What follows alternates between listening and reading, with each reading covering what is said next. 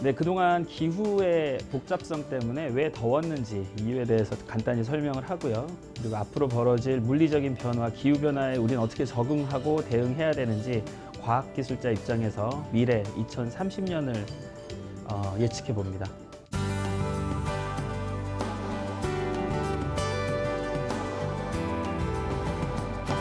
새로운 표준의 시대에는 4차 산업혁명, 신기후체제, 그리고 100세 시대라고 하는 시대 개념의 어프로치가 필요하다라고 시작을 했고요.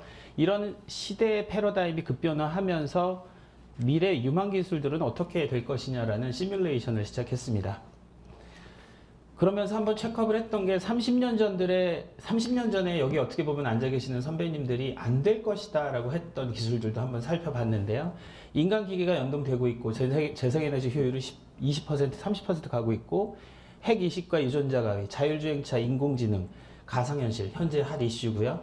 핵융합을 통해서 인공태양도 만들어 볼까? 그리고 인공생명체는 우리가 알고 있었던 화합물의 개념을 또 바꿔놨습니다. 이미 현실화된 기술들입니다. 이를 통해서 저희가 미래기술 이슈로 사물인터넷, 3D 프린팅, 가상현실, 생명의학, 드론, 그리고 인공지능 로봇을 기반으로 깔고 3년 안에 거대한 혁명이 일어날 것이다. 그리고 2050년에 주로 키워드가 변할 것이다. 무료화되는 의식주, 기본소득, 의회 소멸 또는 정부의 축소, 그리고 전세계 1일 생활권, 우주식민지까지를 살펴봐야 한다. 그리고 이제 과학기술적 범위, 시공간적 범위들을 살펴서 현재 여기 오늘 이 자리가 만들어졌습니다. 제목은 우리가 아는 모든 것은 변한다 중에 기후변화 쪽을 빨리 설명을 드리겠습니다. 2018년은 우리가 제일 쓰기 싫은 게 보고서죠. 보고서의 최종, 진짜 최종, 진짜 최종, 마지막 최종, 파이널까지 다 사용한 위기의 대한민국이었고요. 폭우도 어마어마했습니다. 65mm를 시간당. 이거는 그냥 버킷으로 머리에 물을 붓는 수준이고요.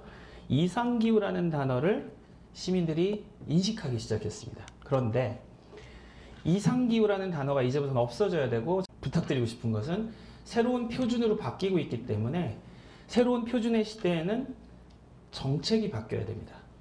이상기후는 천재지변이라고 말을 할 수 있지만 새로운 표준은 정부의 책임이 있습니다. 그래서 정부는 새로운 표준으로 빨리 받아들이고 더 이상 이상기후라는 단어를 사용하면 안 됩니다. 그래서 저희 세션에서 한번 이렇게 노티스를 주고 싶은 내용은 신기후체제는 새로운 표준이다 라는 말씀을 드리고, 이제는 위기라는 표현보다는 이걸 새로운 도전으로 바꿔야 되는 시대에 살고 있기 때문에 정부 정책의 변화가 시급하다라는 말씀을 드립니다. 지난 100년 동안 가스, 이산화탄소는 1.5배 정도 늘었고요. 북극해는 20cm, 평균 온도는 표면 온도 1cm 올라갔고, 용존산소 줄고 대대로 늘어나고, 사막화 20%, 생물종 멸종 위기가 올라갔고, 마지막으로는 여러분들 테이블 중에 한 분이 지금부터는 기후 스트레스라는 걸 받게 됩니다. 그래서 돌아가실 수도 있고요. 기후 스트레스를 통해서 정책 변화를 심하게 겪을 겁니다. 그런데 미래지향적으로 보자면 지오스톰이라는 영화를 저희 이 팀원들이 또 한번 다 봤습니다.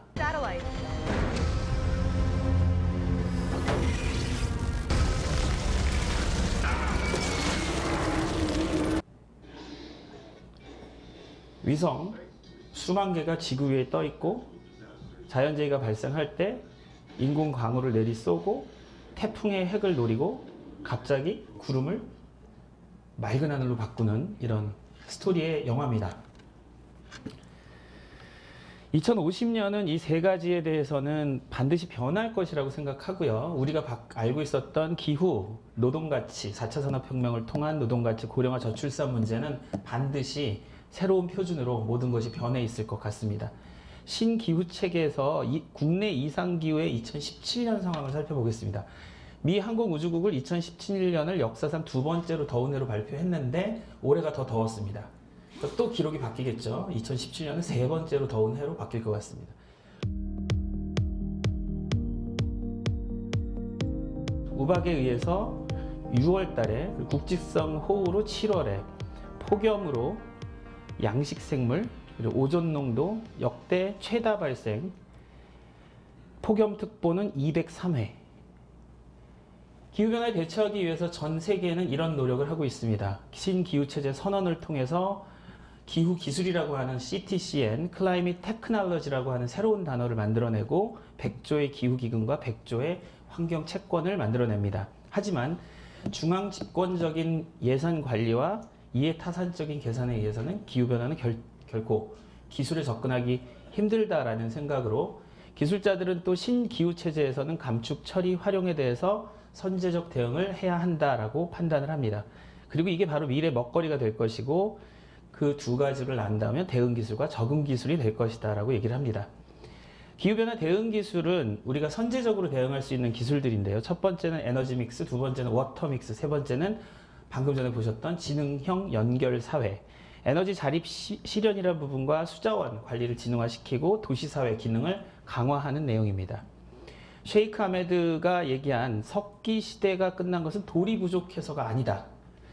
석유 시대도 석유가 부족해서 끝나진 않을 것이다. 바로 재생에너지, 신에너지가 등장하면서 석기 시대가 없어진 철기와 청동기 시대가 나타난 그 이유와 같이 석유 시대도 석탄의 종말을 얘기할 것이다 라고 얘기를 했습니다. 그리고 작년입니다. 작년에 2050년에는 100% 신재생 에너지로 전환이 가능하다라고 얘기를 하는데 그 방법은 첫 번째, 현재 전 세계 5.6%에 해당하는 재생에너지가 있습니다.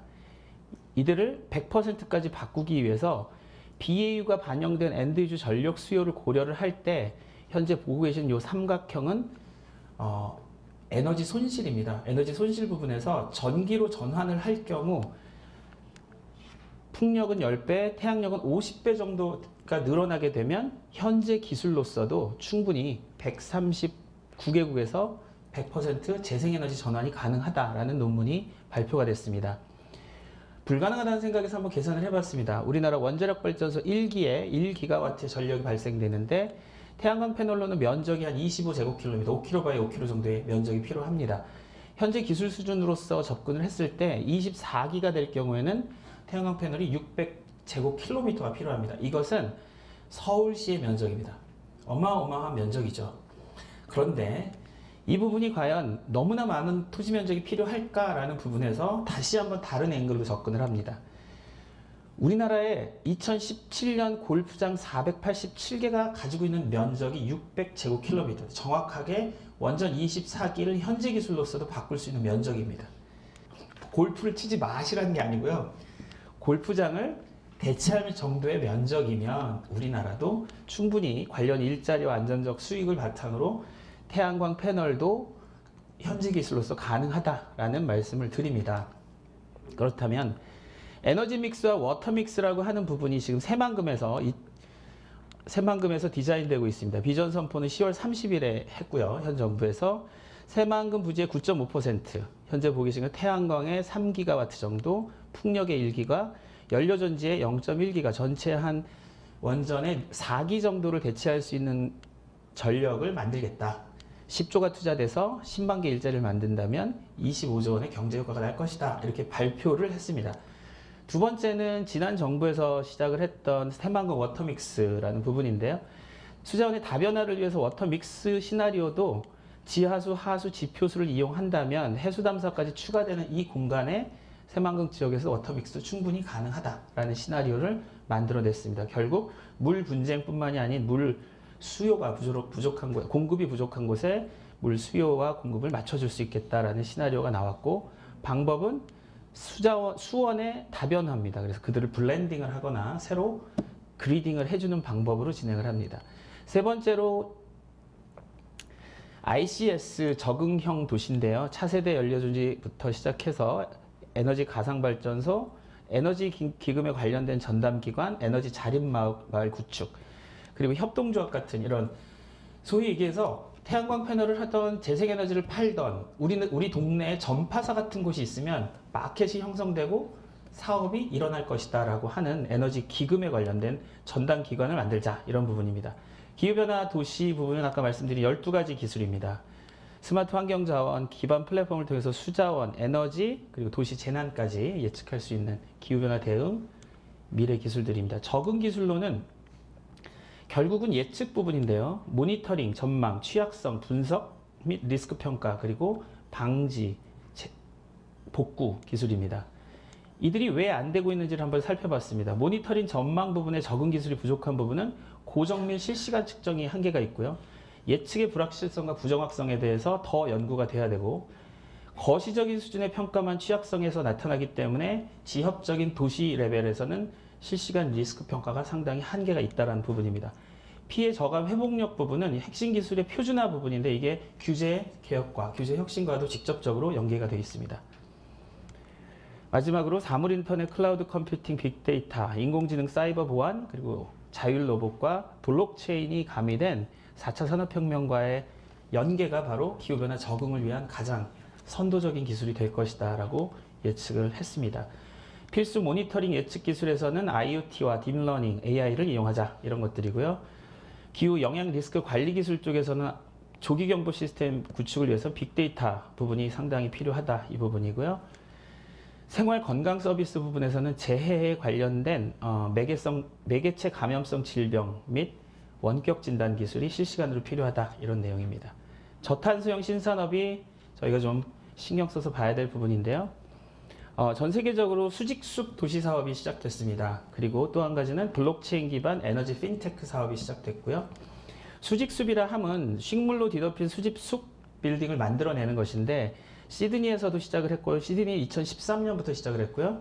밀라노는 2015년 4월에 아예 관광 상품으로 만들었습니다. 그래서 이 수직숲을 보고 안에 아파트 온도가 올라가는 것을 막아줄 수 있고, 겨울에는 내부에 있는 온도를 지켜낼 수 있는 장점이 있습니다. 또 한 가지는 이 블록체인을 도입해서 핀테크 서비스를 가지자라는 부분인데요. 한전에서 많은 노력을 하고 있습니다. 수요 반응을 먼저 체크하고 수요관리 사업자를 지정하고 전력 사업을 확대시키고 검증 절차를 거친 후에 블록체인 기반을 만들고 블록체인 네트워크를 통해서 스마트 페이를 하게 하는 방식입니다. 결국 우리가 필요로 하는 것은 창의적인 기반이 있어야 되고요. 융합하려고 하는 마음, 그리고 서로 내가 전부가 아니다라고 생각하는, 아까 누구 앞에서 얘기하셨죠? 겸손한 소통이 있어야지, 기후 세션에서도 마찬가지로 협업이 있어야지만 이 난제를 풀어나갈 수 있을 것이라고 생각이 듭니다. 여기 보시는 이 그림은 인터스텔라에서 이 쿠퍼 선장이 마지막으로 그 어려운 행성을 빠져나올 때, 저기 물이 아니고요, 자성을 가진 액체인데 저기 뛰쳐나와야 됩니다. 저럴 때 이제 함께 얘기합니다. We will find a way, we always have. 우리 인간은 늘 그랬듯이 방법을 찾을 것이다. 이렇게 얘기를 합니다. 김준호입니다.